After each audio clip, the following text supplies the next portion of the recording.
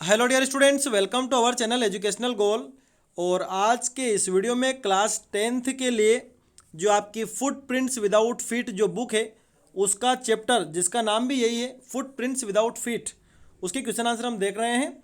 तो जो भी चैनल पर नए हैं चैनल को सब्सक्राइब जरूर करें और अपने दोस्तों के साथ इस वीडियो को शेयर जरूर करें।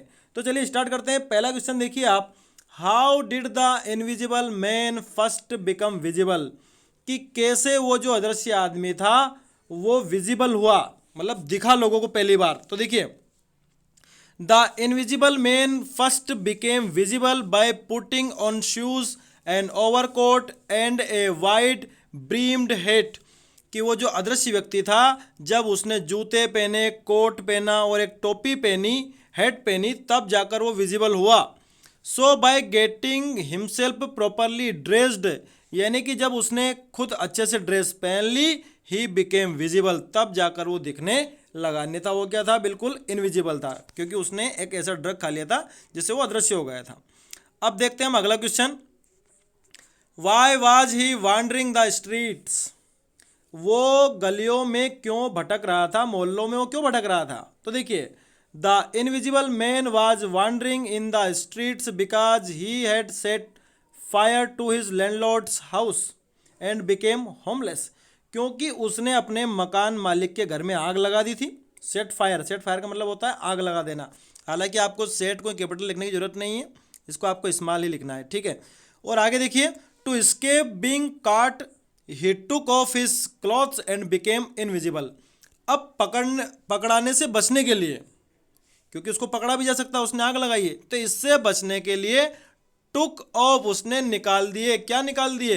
हिज क्लोथ्स, अपने कपड़े निकाल दिए। और जैसे उसने कपड़े निकाले वो क्या हो गया? इनविजिबल हो गया, अदृश्य हो गया।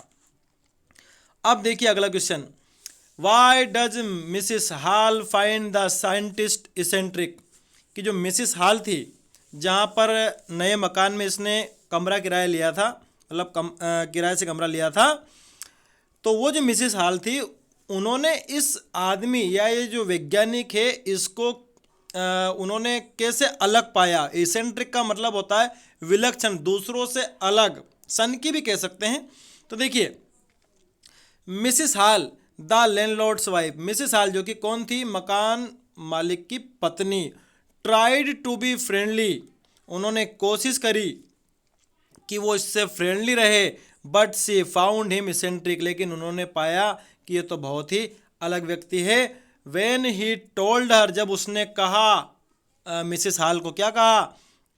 Date he had come to Iping for peace and did not want anyone to disturb him, कि उसने बताया कि वो तो इस गांव में, आइपिंग गांव का नाम है, शांति के लिए आया है, मतलब वो अकेला रहना चाहता है और वो नहीं चाहता कि कोई उसको डिस्टर्ब करे। या तो आप ये आंसर लिख सकते हो या एक और आंसर मैंने आपके लिए तैयार करा है, चाहे तो आप ये भी लिख सकते हो। देखिए ये क्या है, Mrs hall found the scientist eccentric, कि मिसिस हॉल ने वैज्ञानिक को इसेंट्रिक, विलक्षण पाया, सनकी पाया, क्योंकि he had an uncommon appearance, क्योंकि उसका जो अपीयरेंस था, उसकी जो शक्ल सूरत थी वो बहुत अनकॉमन थी, अलग थी। He responds rudely to Mrs Hall's friendly behaviour, और मिसिस हॉल के मित्रवत व्यवहार के प्रति उसने बहुत ही बेकार तरीके से रिस्पॉन्स किया था। ही टोल्ड हर, उसने उस महिला को कह दिया, क्या कह दिया? That he had no desire to talk, क्योंकि उसकी बात करने को इच्छा नहीं है। And that all he wanted was solitude, और वो सिर्फ यही चाहता है, एकांत। सॉलिट्यूड का मतलब क्या होता है? एकांत होता है। अब अगला क्वेश्चन देखिए, what curious episode occurs in the study, यानी कि कौन सी जिज्ञासु घटना या एपिसोड घटा स्टडी में। स्टडी मतलब कि जो क्लर्जी मैन का जो घर है, जिसमें वो स्टडी रूम है, उसमें कौन सी ऐसी घटना घड़ी जिसने जिज्ञासा को बढ़ा दिया। तो देखते हैं हम इसको। Very early in the morning, कि सुबह से ही, सुबह a clergyman and his wife were awakened by noises coming from their study, कि वो जो पादरी था और उसकी पत्नी जाग गए क्योंकि उनके स्टडी रूम से शोर हो रहा था। Then they heard the sound of the coins being taken from the desk there, फिर उन्होंने सुना कि सिक्के निकाले जा रहे हैं उनकी डेस्क से। However when they entered the study, लेकिन हालांकि जब वो वहाँ गए, उन्होंने प्रवेश किया उस कमरे में, they did not find anybody there, वहाँ उन्होंने किसी को नहीं पाया, विच वाज क्यूरियस, जो कि बहुत ही क्यूरियस बात थी, जिज्ञासा वाली बात थी। ठीक है, कि ऐसा कैसे हो सकता है कि चोरी भी हो रही है और कोई दिख भी नहीं रहा है।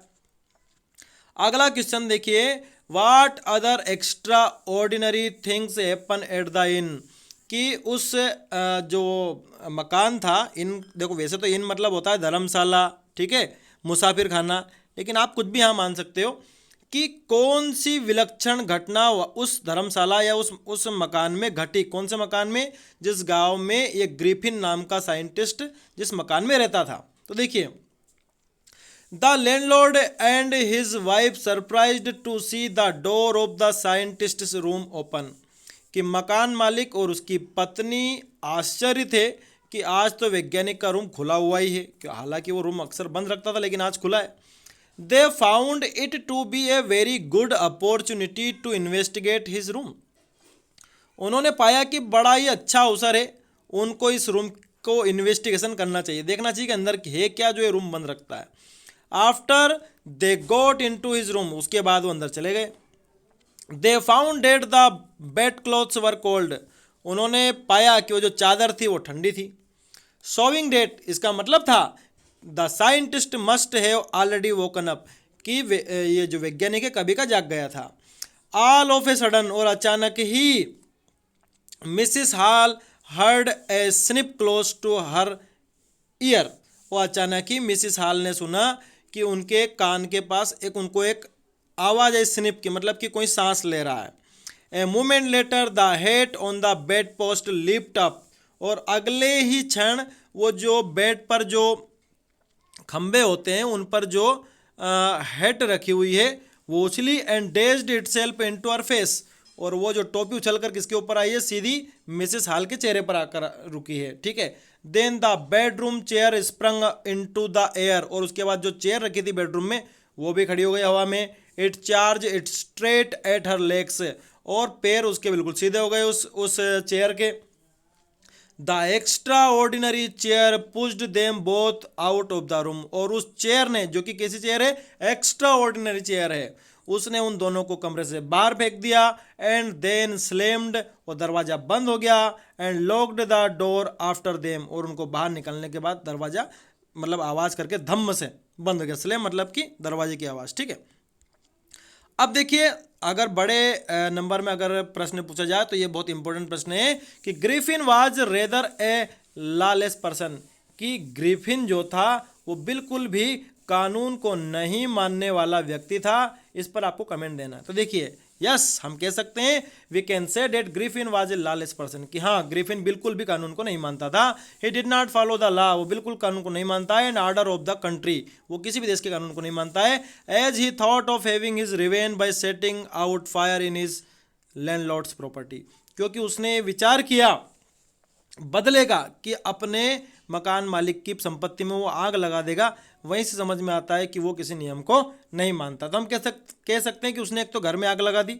फिर अगला देखिए, he robbed a shopkeeper of all the money he could find, फिर उसने एक दुकानदार को लूट लिया उसके बाद जितने पैसे थे। He stole the housekeeping money from the clergyman's desk, फिर उसने वो पादरी के घर पर चोरी करी थी पैसे की। He also attacked Mrs Hall with his cape and her furniture, फिर अभी आपने ऊपर वाले उत्तर में देखा कि उसने मिसिस हॉल पर भी अटैक किया था फर्नीचर से, केप से। When she intruded his room, जब वो उसके कमरे में आई। ऑल दीज इंस्टांसेस, ये सारे उदाहरण, इंस्टांसेस का मतलब क्या होता है, एग्जाम्पल, कि सारे उदाहरण साबित करते हैं that he was a lawless person, कि वो एक नियम विहीन व्यक्ति था जो किसी नियम को नहीं मानता था। अब देखिए अगला प्रश्न है कि how could you assess Griffin as a scientist, कि एक वैज्ञानिक के तौर पर आप उसका मूल्यांकन कैसे करते हैं ग्रिफिन का, यानी कि ये पूछा है कि आप क्या मानते हैं कि ग्रिफिन कैसा वैज्ञानिक है। तो देखिए, वैज्ञानिक तो अच्छा है लेकिन किसी काम का नहीं है।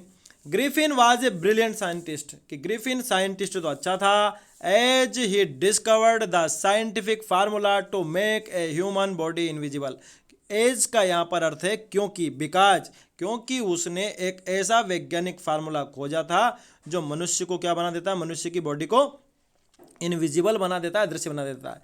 This was Indeed a big achievement in science, और वास्तव में विज्ञान की दृष्टि में एक बड़ी अचीवमेंट है, बड़ी खोज है, बड़ी उपलब्धि है।